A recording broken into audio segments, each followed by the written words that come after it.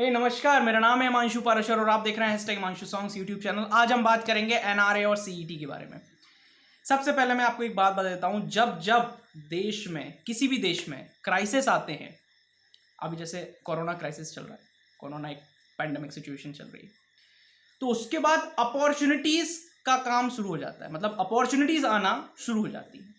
तो आज अपॉर्चुनिटी एक और आई। इससे पहले नेशनल एजुकेशन पॉलिसी आई, ये भी एक अपॉर्चुनिटी है सभी बच्चों के लिए जो पढ़ाई कर रहे हैं अभी इस समय 10 से 12 तक, मतलब सॉरी नर्सरी से 12 तक उनके लिए।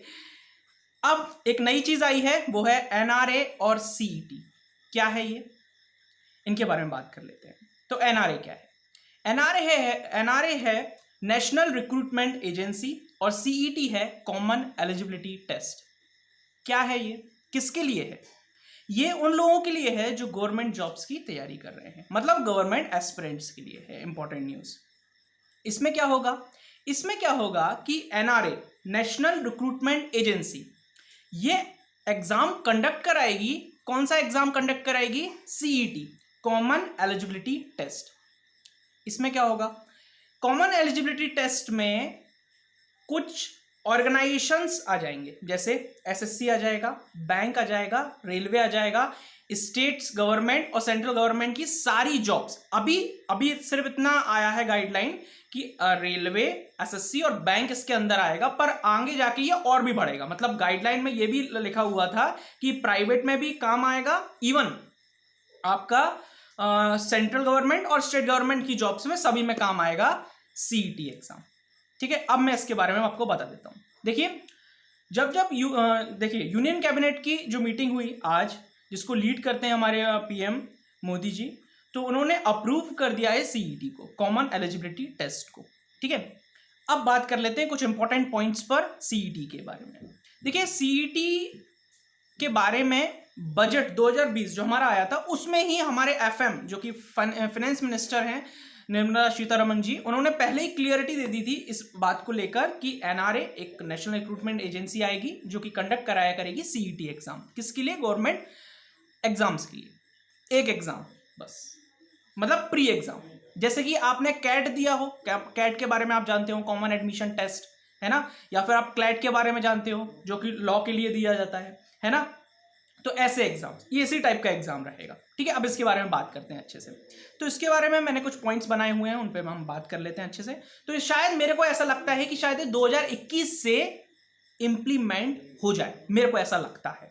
ठीक है, ओके, और या फिर 2022 से हो, पर मेरे को 2021 के चांसेस काफी ज्यादा लगते हैं। ठीक है, देन सेकेंड चीज, साल में सीईटी का एग्जाम, सीईटी प्री एग्जाम की तरह होगा। सीईटी प्री एग्जाम के लिए तरह होगा, जैसे कि आपका एसएससी प्री होता था, एसएससी का प्री एग्जाम होता था, रेलवे का प्री एग्जाम होता था, उसके बाद आप मेंस देते थे।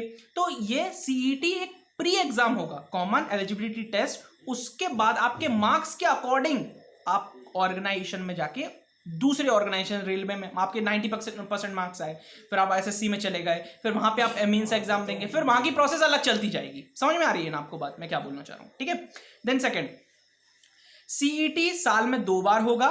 ठीक है ना, और इसमें आप वो वाला अपना स्कोर बता सकते हैं अपने ऑर्गेनाइजेशन को जिसमें आपके सबसे ज्यादा मार्क्स आए हैं। ठीक है, तो और ये स्कोर जो आपका होगा वो 3 साल तक वैलिड रहेगा, 3 साल तक आपका वैलिड रहेगा। फॉर एग्जाम्पल, मैंने 2021 में सीईटी दिया, ठीक है, मैंने फर्स्ट टाइम दिया तो मेरे 60% आया, मैंने सेकेंड टाइम दिया तो मेरा 70-75% आया, तो मैं कौन सा लगाऊंगा? 70-75% वाला। और वो कब तक वैलिड रहेगा? 3 साल तक, आने वाले 3 सालों तक वो मेरा स्कोर कार्ड वैलिड रहेगा, और उस स्कोर कार्ड के मैं बल पर मेंस एग्जाम दे सकता हूं, रेलवे के, बैंक के, एसएससी के। क्लियर? आगे बढ़ते हैं। Okay, and best out of 3 scores की मैं बात आपको बता चुका हूं। जो आपके बेस्ट स्कोर होगा वो आप बता सकते हैं। ओके, अटेम्प्ट्स में कोई भी चीज नहीं आई है। अटेम्प्ट्स आप कितने ही जितने चाहें आप उतने दे सकते हैं। अब हमको तो जल्दी सिलेक्शन लेना है, हम कोई पंचवर्षीय योजना तो चला नहीं रहे कि हम लगातार देते रहेंगे, ऐसा नहीं। आप जल्दी से जल्दी सिलेक्शन लीजिए, अटेम्प्ट्स पे ध्यान मत दीजिए। अटेम्प्ट्स बहुत सारे, अनलिमिटेड अटेम्प्ट्स हैं, पर आपको ध्यान रखना है। क्लियर? ओके, तो जैसे कि मैं आपको बता चुका हूँ, साल में 2 बार ये एग्जाम होगा सीईटी। जो कि प्री की तरह लीजिए आप इसको, और कुछ मत सोचिए, ठीक है। 1000 सेंटर बनाए जाएंगे। देखिए बहुत खुशी की बात है कि अगर आप किसी डिस्ट्रिक्ट में रहते हैं तो शायद डिस्ट्रिक्ट में आपको एक सेंटर आपका मिल जाए, है ना। तो 1000 सेंटर बनाए जाएंगे सीईटी एग्जाम कंडक्ट कराने के लिए, है ना। तो ये कौन करवाएगा? एनआरए, नेशनल रिक्रूटमेंट एजेंसी, जो सीईटी एग्जाम कंडक्ट कराएगा, ठीक है। 12 लैंग्वेजेस में टेस्ट होगा। 12 लैंग्वेजेस मतलब जो रीजनल लैंग्वेजेस होती हैं उसमें हमारे टेस्ट होगा, और इंक्रीज की जाएंगी लैंग्वेजेस, ये भी लैंग्वेजेस इंक्रीज की जाएंगी। अभी तक सिर्फ हिंदी और इंग्लिश में पेपर होता था, कुछ पेपर ऐसे होते थे जो सिर्फ इंग्लिश में होते थे, तो अब ये पूरी तरीके से बंद। 12 लैंग्वेजेस में टेस्ट होगा और भी बढ़ाई जाएंगी। क्लियर? एज में कोई रिलैक्सेशन नहीं दिया है, एज जैसी थी वैसी है, ओके। जो भी आप 28, 33 जितनी भी थी वो सब वैसे ही रहेगा, इसमें कोई चेंजेस नहीं आया है, ठीक है। मेंस के बारे में कोई अनाउंसमेंट नहीं किया है, मैंने आपको बोला जैसे कि मेंस के बारे में कोई भी अनाउंसमेंट नहीं किया है। ये सीईटी प्री एग्जाम है आपका, जैसे कि आपका क्लैट होता था, कैट होता था, उस तरीके से, ठीक है। हाँ, सीईटी मान्य रहेगा स्टेट गवर्नमेंट में, सेंट्रल गवर्नमेंट में, इवन प्राइवेट में भी, प्राइवेट जॉब्स में, है ना। हाँ, सीईटी एक बात और मैं आपको बता दूं, सीईटी जो होगा वो ग्रेजुएट लेवल पे होगा पेपर, 10th लेवल पे होगा, 12th लेवल पे होगा। तो ये 3 लेवल्स पर एग्जाम कंडक्ट हुआ करेगा CET, common eligibility test. 3 levels पे हुआ करेगा, ठीक है। तो जिसमें भी आप, जैसे मैं 12th पास हूं, आप ग्रेजुएट हो शायद, तो आप अपने हिसाब से देख सकते हैं, ठीक है, एग्जाम दे सकते हैं।